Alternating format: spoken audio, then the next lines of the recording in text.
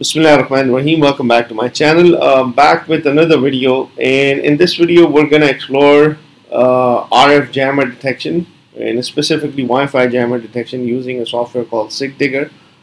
SigDigger is a software which is available. I think it's a cross-platform software which is available on again Linux, Mac, and I think Windows as well.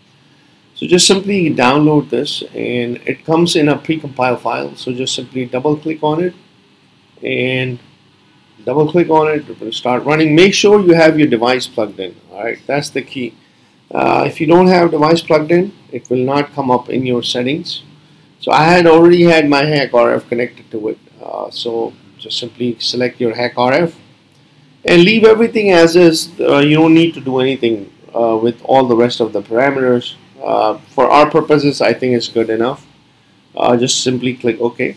Now you had a screen that looks something like this. So this screen is quite similar to GQRX and another like Cubic SDR, SDR Sharp, something similar to that. The idea is quite simple, that you might have a flow graph. On top you might have your spectrum. On the bottom you will have your waterfall graph. Definitely you will have some signal source options, for example your LNAs and amplifier gains and things like that, just like here.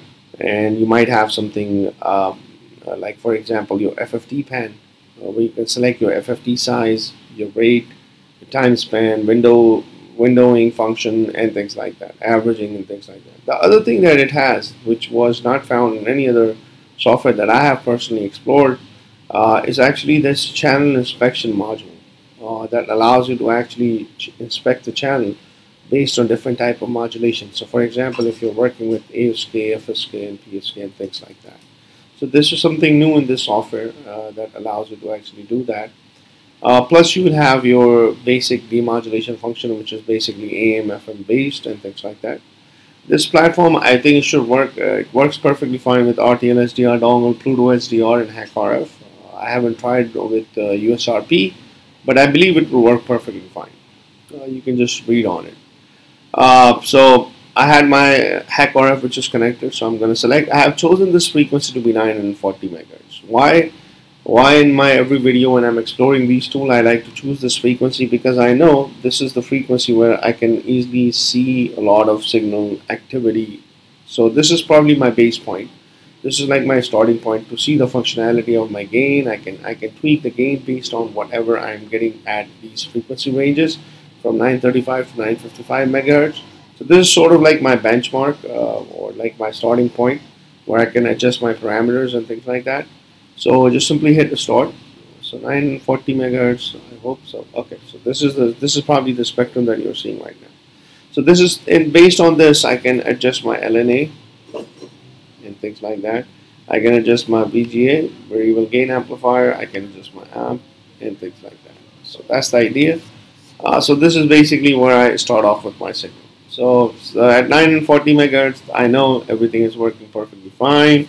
I can tweak in different frequencies and things like that. I have another activity at 945 megahertz. So I know everything is working perfectly fine. I can choose this frequency to be something around 1800 megahertz band as well, because I know there are a lot of frequency activity at this particular frequency as well.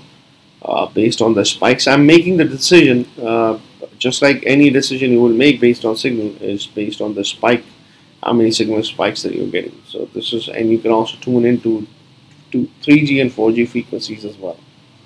So now this demo, I had a homebrew Wi-Fi jammer. I just wanted to see the effect of this SigDigger software on using a Wi-Fi jammer. So everything is perfectly fine. So I'm going to tune into 2.4 gigahertz band, which is the band my jammer is operating at, or my noise source is operating at.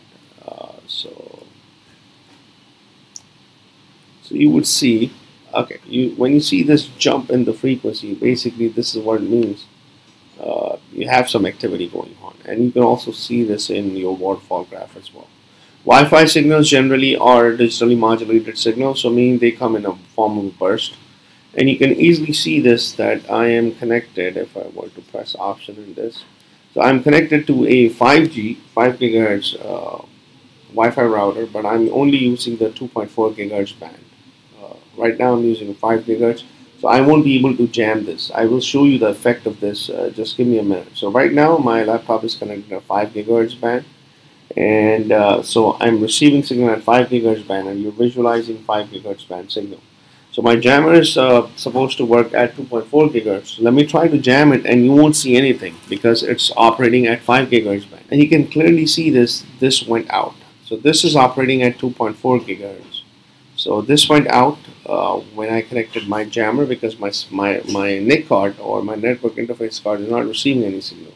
This is not blue anymore. So when I plugged it out, this will eventually come back, and this will come back to blue. I should be able to connect it. So you see this now. I should be able to connect to this particular 2.4 gigahertz band, so which I can. Otherwise, before my jammer was operating, I cannot. So let me just connect to 2.4 gigahertz. And let me show you again what I wanted to show you. So this is what it looks like.